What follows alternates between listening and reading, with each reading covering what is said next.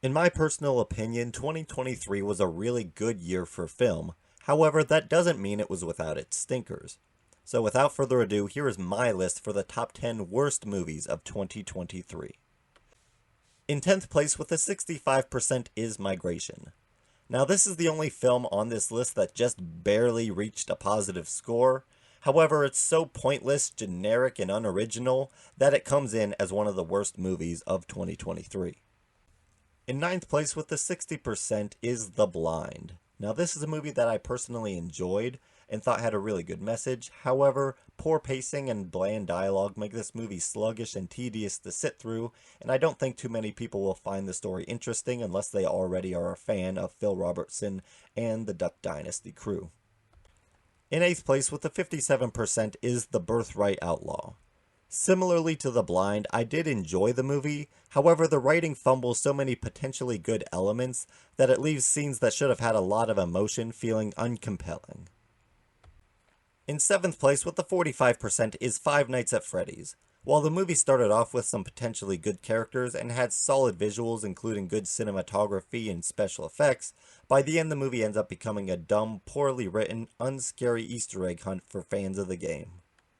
In sixth place with the 45% is Transformers Rise of the Beast. For the first two-thirds of this movie, this is the worst and most boring Transformers movie ever made, containing awful pacing, uninteresting characters, and an uninteresting plot, with some of the most uncreative, generic action sequences I've ever seen. The only reason the movie has as high of a score as it does and isn't on the bottom of the list is because the last third of the movie does pick up some pace and get a little bit interesting, and I had a lot of fun with the finale. In fifth place with a 39% is Indiana Jones and the Dial of Destiny. While the movie started off pretty good, it quickly became apparent that the writers had no idea how to keep this franchise afloat, and it ended up becoming one of the most repetitive, boring films of the year, with useless side characters, undeveloped villains, and somehow they managed to write a female protagonist that was more unlikable than Captain Marvel in her debut film. While Indy himself has some decent moments in this movie, the fact that the writers decided to undermine the ending of Kingdom of the Crystal Skull by making Marion split up from Indy, leaving him a depressed 70-some-year-old man, left a bad taste in my mouth, and his existential crisis leads to one of the stupidest finales in cinematic history. In fourth place with a 28% is Aquaman and the Lost Kingdom. With messy editing, no character development, and a bunch of reused boring ideas, Aquaman and the Lost Kingdom is basically everything you don't want your $200 million blockbuster to be. In third place with a 25% is Wish. On a technical level, Wish is one of the most poorly written one-note Disney movies I have ever seen. To pour acid on the wound, if you look deeper into the story of Wish, you realize that it's a movie that tries to vilify God, which doesn't fly by me. In second place with an 18% is Ant-Man and the Wasp: Quantumania. Despite being the third movie in a trilogy and the 31st movie in a cinematic universe, the movie decides to throw all continuity and previously established character development out the window. Nothing in the plot makes any logical sense, including almost everything that comes out of the mouth of every character. Every single scene in the movie is played out as a joke, including some of the scenes that should have had more weight and dramatic emphasis to them. The filmmakers chose to make Kang the Conqueror the main villain of this movie, and despite him being a Thanos-level threat who has killed multiple Avengers, including Thor, he is somehow taken down by an army of ants and beat in a one-on-one fight with Ant-Man.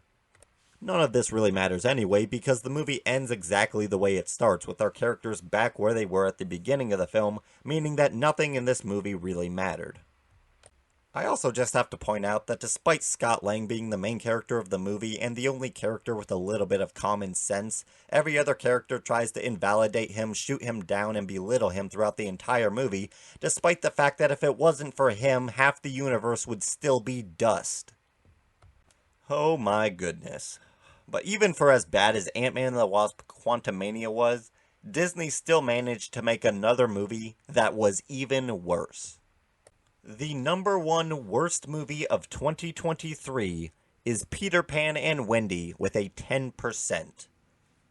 This movie has almost no redeeming qualities.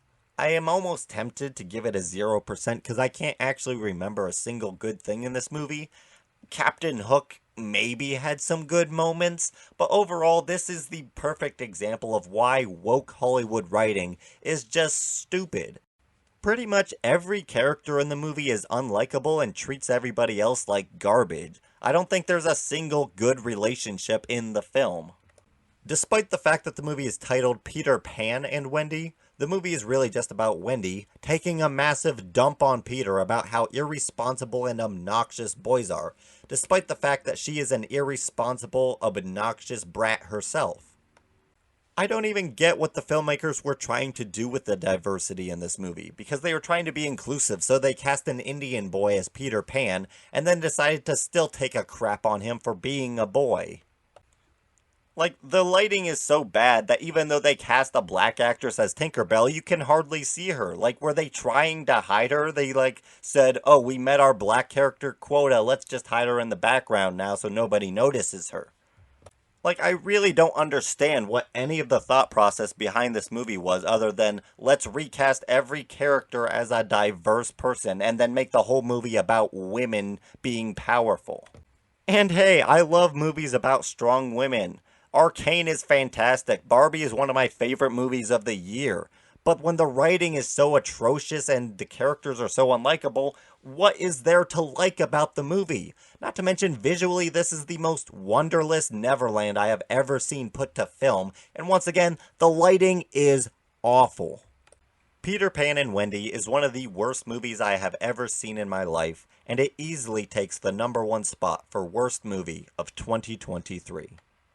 Thank you all for watching. I hope you enjoyed this video, and if you want to be part of the conversation, I would love to see your list of the top 10 worst films of 2023 in the comments down below. Please like and subscribe to help out the channel, and I will see you all on the next one.